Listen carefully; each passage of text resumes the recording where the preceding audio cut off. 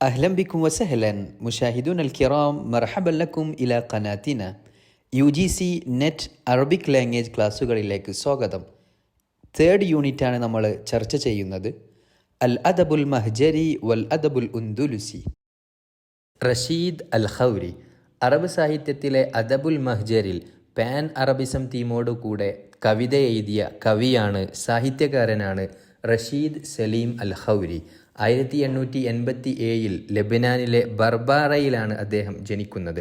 1984 അദ്ദേഹത്തിൻ്റെ മരണം. ഉളുവുർ റാബിത്ത അൽ ഉന്ദുലുസിയ അറബ് സാഹിത്യ കൂട്ടായ്മയായ റാബിത്ത അൽ ഉന്ദുലുസിയയിലെ അംഗമാണ് റഷീദ് സലീം അൽ ഖൗരി. അൽ മഅറൂഫ് ബി അഷാഇർ അൽ ഖുറവി വഷാഇറുൽ ഉറൂബ. ഷാഇറുൽ ഉറൂബ, ഷാഇർ അൽ ഖുറവി എന്നീ രണ്ട് അപരനാമങ്ങളിൽ അദ്ദേഹം അറിയപ്പെടുന്നു. തൻ്റെ സഹോദരൻ ഖൈസർ അൽ ഖൗരി അഷാഇറുൽ മദനി എന്ന അപരനാമത്തിലും അറബി സാഹിത്യത്തിൽ അറിയപ്പെടുന്നു. ഹാജറ മഅ അഖീഹി ഇല ബ്രസീൽ.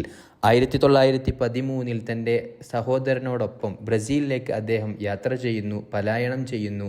പിന്നീട് 45ഓളം വർഷം ബ്രസീലിലാണ് അദ്ദേഹം ചെലവഴിക്കുന്നത്.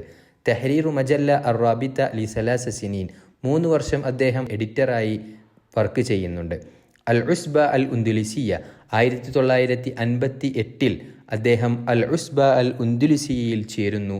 ആദ ഇല വതുനിഹി 1958 അദ്ദേഹം തൻ്റെ ജന്മനാടായ ബർബാറയിലേക്ക് മടങ്ങി വരുന്നുണ്ട്. ഫി അഹദിൽ വഹദതി ബൈന മിസ്ർ വസിരിയ.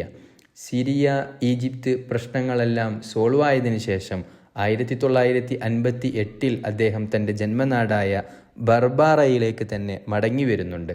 മുഅല്ലഫാത്തുഹു അദ്ദേഹത്തിൻ്റെ ഗ്രന്ഥങ്ങൾ പരിചയപ്പെടാം. അർ റഷീദിയാത്ത് അവ്വലു മജ്മുഅ ഷിഅരിയ അദ്ദേഹത്തിൻ്റെ ആദ്യ കവിതാ സമാഹാരമാണ് റഷീദിയാത്ത് എന്ന ഗ്രന്ഥം. അൽ ഖുറവിയാത്ത്, അൽ അഅസീർ, അസ്സമാസിം, അല്ലാമിയാത്തു സലാസ്, ദീവാൻ അൽ ഖുറവി തുടങ്ങിയവയാണ് അദ്ദേഹത്തിൻ്റെ ഗ്രന്ഥങ്ങൾ.